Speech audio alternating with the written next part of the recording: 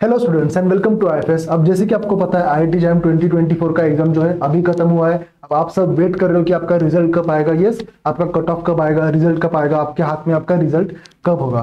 तो हम उसके लिए रिलेटेड एक टॉपिक लेकर आए हैं, जैसे कि आप स्क्रीन के ऊपर देख सकते हो यहाँ पर rankings of IITs for MSc chemistry.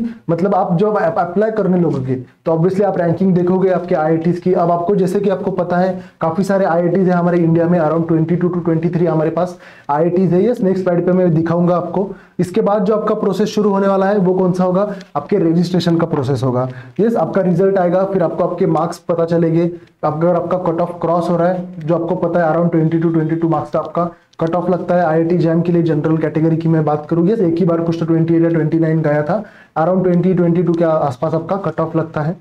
अगर वो आपका क्रॉस होता है तो इसका मतलब आप आईआईटीज में क्या कर सकते हो, अप्लाई कर सकते हो आपके एमएससी के लिए। और ऑब्वियसली आईआईटी से एमएससी पास आउट होना एक अच्छी बात होती है। ऑब्वियसली जॉब अपॉर्चुनिटीज की बात करें हम आगे, या फ्यूचर की बात करें, या इवन रिसर्च की भी बात करें, जिनको पीएचडी वगैरह करनी है, तो एक बढ़िया अपॉर्चुनिटी होती है अगर आप आईआईटी जैम से क्या करते हो, एमएससी करते हो आपकी। ठीक है, तो वही आज इस सेशन में हम डिस्कस करेंगे, रैंकिंग्स देखेंगे। अब देखिए ऑब्वियसली सारे आईआईटीज है उनका लेवल हाई है, तो ऑब्वियसली सारे आईआईटी से मैक्सिमम कहीं से भी करो तो उनका रैंकिंग अच्छा ही होगा, या अच्छे अपॉर्चुनिटीज ही मिलेंगे जब आप एमएससी क्रैक करोगे।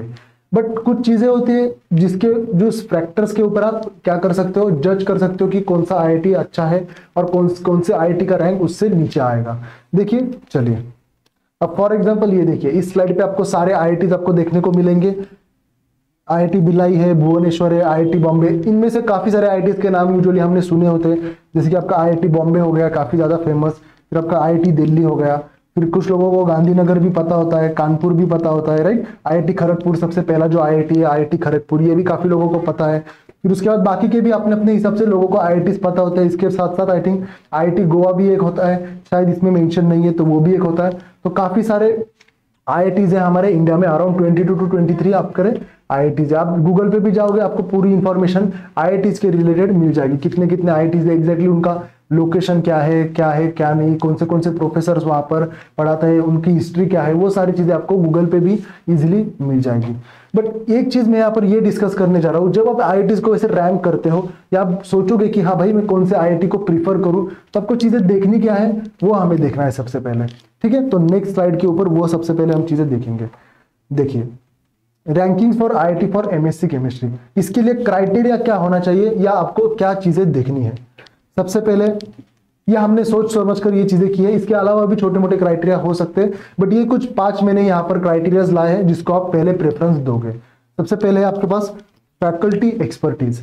एक तो आपको देखना है, जब आप आईआईटी के पेज पर जाओगे, फॉर एग्जांपल आईआईटी दिल्ली के पेज आप ओपन करोगे, आपको सारे वहां पर जो प्रोफेसर से डॉक्टरेट से उनकी पूरी इंफॉर्मेशन आपको मिलेगी, या आपके कोर्सेज को कौन कौन पढ़ाएगा उनकी भी इंफॉर्मेशन आपको मिल जाएगी। इसका मतलब क्या, फैकल्टीज के बारे में आपको पता चल जाएगा कि कितने एक्सपीरियंस फैकल्टीज वहां पर पढ़ाते हैं, कितने बड़े बड़े रिसर्च वर्क करने वाले लोग या साइंटिस्ट भी है ऐसे जिनके अंडर आप पढ़ोगे। तो ऑब्वियसली ये एक आपका प्रीफर्ड क्राइटेरिया होना चाहिए। उसके बाद है आपका रिसर्च अपॉर्चुनिटीज। आप किसी भी आईआईटी से बाहर निकलोगे तो उसके बाद आपको रिसर्च अपॉर्चुनिटीज क्या है। और कई बार ऐसे होता है काफी सारे स्टूडेंट्स जो होते हैं वो आपका इंटीग्रेटेड कोर्स भी लेते हैं, एमएससी प्लस पीएचडी। तो वो भी आपको ध्यान देखना है कि एमएससी के बाद पीएचडी के लिए वहां पर क्या क्या रिसर्च अपॉर्चुनिटीज है, ये एक चीज आपको देखनी पड़ेगी। फिर उसके बाद है आपका इंफ्रास्ट्रक्चर के रिलेटेड, तो आप डायरेक्टली साइट पे जाइए, वहां से सारी चीजों की इंफॉर्मेशन आपको इजीली मिल जाएगी। Infrastructure is one of the criterias. फिर उसके बाद जो होता है प्लेसमेंट रिकॉर्ड्स। यस, अब बहुत सारे ऐसे स्टूडेंट्स होते हैं जो एमएससी के बाद तुरंत जॉब चाहते हैं या जॉब चाहिए होती है, ऑब्वियसली सबकी अपनी अपनी सिचुएशन अलग होती है। तो प्लेसमेंट रिकॉर्ड्स एक काफी इंपॉर्टेंट चीज है यहाँ पर। ठीक है, प्लेसमेंट रिकॉर्ड भी आप वैसे तो डायरेक्टली साइट पे नहीं मिलता है, बट अगर आपके कोई दोस्त हो, कोई जान पहचान वाले लोग हो, कोई रिलेटिव्स हो, तो उनसे ये चीज आप इंफॉर्मेशन निकाल सकते हो कि एक्चुअली में प्लेसमेंट रिकॉर्ड कितना है। अब प्लेसमेंट रिकॉर्ड परसेंटेज में यूजुअली देखा जाता है। फॉर एग्जांपल एमएससी के अगर 100 स्टूडेंट्स पास हो रहे हैं तो 100 में से कितने प्लेस हो गए, तो 20% है, 25 है, 50% है।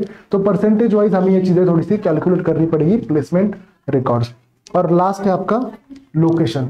लोकेशन का मतलब क्या है, एक्चुअल में आईआईटी कहाँ पर प्लेस्ड है और आप कहाँ से ट्रैवल करोगे, या कहाँ पर आप खुद रहते हो या आप शिफ्ट होना चाहते हो। आप फॉर एग्जांपल कहीं पर आप रहते हो, फॉर एग्जांपल बॉम्बे में ही रहते हो, आईआईटी बॉम्बे के पास आपका घर है, तो आप उसको प्रीफर कीजिए। ऑब्वियसली बहुत दूर है तो उसको क्यों प्रीफर कर रहे हो, तो लोकेशन के ऊपर भी कई बार चीजें डिपेंड हो जाती है। ठीक है, तो आई थिंक ये 5 क्राइटेरिया इनफ है कि कौन से आईआईटी लेना है, कौन सा आईआईटी नहीं लेना है इसके लिए।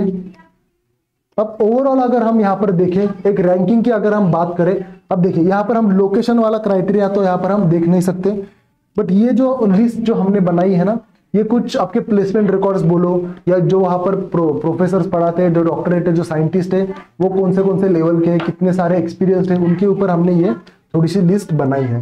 तो सबसे ऊपर हमने जो रखा है वो है आपका आईआईटी बॉम्बे। ठीक है, अगर आप साइट पे भी जाओगे आपको सारी information related to IIT Bombay, उसका इंफ्रास्ट्रक्चर, ये सारी चीजें मिल जाएगी। फिर उसके बाद हमने देखा यहाँ पर आईआईटी मद्रास, फिर उसके बाद हमने रखा है आईआईटी दिल्ली, फिर उसके बाद आईआईटी कानपुर, फिर उसके बाद है हमारे पास आईआईटी खड़गपुर, फिर आईआईटी रुड़की है, फिर IIT Gandhinagar and IIT Guwahati. अब मैं ऐसा नहीं बोल रहा हूँ कि इस हिसाब से ही आपको अप्लाई करना है।